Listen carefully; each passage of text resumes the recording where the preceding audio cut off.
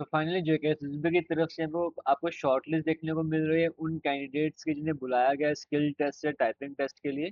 यहाँ पर junior system के एग्जाम की बात हो रही है। अगर आप इस लिस्ट को यहाँ पर देखोगे तो यहाँ पर जब आप पूरा रिजल्ट आप देखने की कोशिश करो तो पूरा नाम आपको जरूर देखने को मिलेगा अगर आप सेलेक्ट हुए हो टाइपिंग टेस्ट के लिए।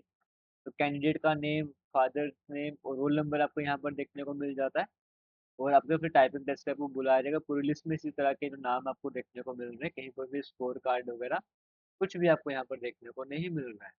और पहले भी जब जेकेएसएसबी जो सिस्टम का एग्जाम हुआ इस तरीके का, तो वहाँ पर जब फाइनल सिलेक्शन लिस्ट आती है तो फाइनल सिलेक्शन लिस्ट में आप देखो तो पूरा बताया जाता है कि इस कैंडिडेट के 80 में से कितने मार्क्स आए थे। फिर जो टाइपिंग टेस्ट, स्किल टेस्ट, उसमें से 20 में से कितने मार्क्स आए हैं, कैटेगरी वाइज वगैरह प्रॉपर डिटेल्स उस टाइम पर बताई जाती है, इस टाइम पर नहीं बताई जाती। अब इसके पीछे का रीजन क्या है वो यहाँ पर क्लियर नहीं हो रहा है।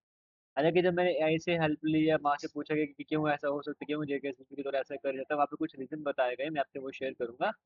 अब एग्जैक्ट में तो नहीं पता, बट एआई का सहारा लिया हमने वो जानने के लिए ऐसे क्यों किया जाता है। तो वहाँ पे बताया गया कि जैसे 80 मार्क्स का पेपर था, अब वो कैंडिडेट के मार्क्स कम आए हैं तो उसको लगे कि हाँ मेरे मार्क्स मुझे पता है कि में से कितने आ रहे हैं, मैं कितने भी कोशिश कर लूंगा तो वो कैलकुलेशन वगैरह करता है तो मेरा टाइपिंग टेस्ट में जो है वो अच्छे मार्क्स आ भी जाएंगे तो मेरी सिलेक्शन नहीं हो पाएगी।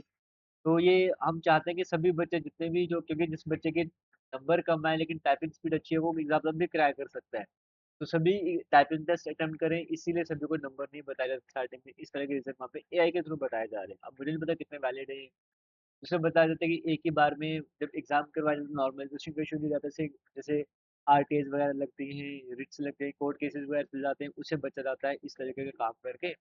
तो इसीलिए भी जो रिजल्ट जो स्टार्टिंग में आपको स्कोर कार्ड दिया जाता है या रिजल्ट दिया जाता है उसमें सिर्फ शॉर्ट लिस्ट बताया जाता है कौन से कैंडिडेट्स शॉर्ट लिस्ट करेंगे टाइपिंग टेस्ट के लिए, और बाकी टाइम बचता है, ये सारी बातें बताई गई।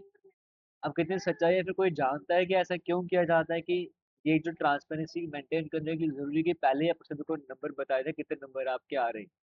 तो जो रीजन एआई के थ्रू बताया जा रहा है उसके हिसाब से तो ऐसा ही जैसे एग्जाम हो गए, कांस्टेबल जैसे एग्जाम हो गए, उनके भी सीधे शॉर्ट लिस्ट ही आनी चाहिए कि वो भी सीधे रिटर्न एग्जाम रनिंग की तैयारी करें या बाकी चीजों की तैयारी करें। फिलहाल जो भी है, किसी को अगर सही रीजन पता है तो कमेंट सेक्शन में जरूर बताइएगा। और क्या आप सेटिस्फाइड हैं इन बातों से कि आपको परसेंटेज वगैरह नहीं बताई जाती, आपके मार्क्स नहीं बताए जाते? जो भी आप कहना चाहते हो कमेंट सेक्शन में कमेंट करके जरूर किएगा।